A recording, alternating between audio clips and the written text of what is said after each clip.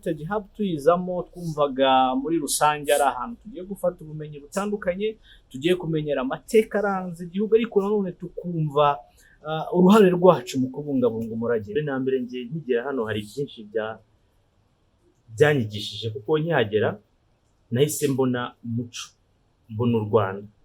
Noneho uko ngenda niga buri munsi nkagenda nsobanukirwa ndetse nkagira n'ubumenyi bwimbitse kubwo nari mfite, butuma nabasha gutera imbere ndetse bakomeza gusigasira umuco no kuzamura izo mpano zishingiye ku muco ngendeye ku bumenyi nakuye hano. By'umwihariko uko bwije n'uko bukeye tugenda twiga ibintu byiza kandi bishya, bigatuma nkatwe twakita u Rwanda rushya cyangwa se abanyarwanda bakiri bato hari byinshi tugenda tumenya, tugasobanukirwa u Rwanda, tugasobanukirwa amateka, kugira ngo natwe abazadukomokaho tuzabasangize amateka atazaza.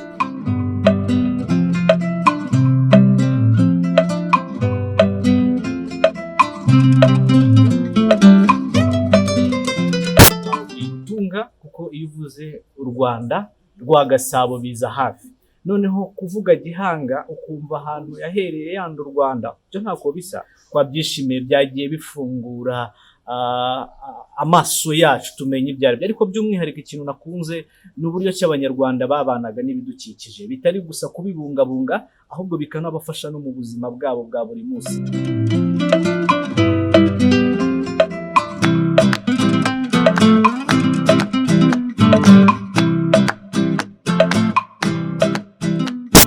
Nishimye cyane, nishimiye ko isomo rya mbere twigaga nyine ahantu ndangamateka. Ndatekereza ubwa mbere twiga niho hantu twahereye, twize nyine Rwanda i Gasabo, aho ubwami bwatangiriye. Byanejejeho gusanga ibyo nize ni muri realite bihari n'ubundi, nta kintu cyanditse byari. Ni nayo mpamvu turi kwiga, ngira ngo ni ukugira ngo dukosore bimwe nyine kugira ngo amateka abungabungwe. Ariko nabonye ko basi aho hantu harahari, n'abahatuye barabizi ko ibyo bintu byahabaye. Ni ibintu byiza cyane.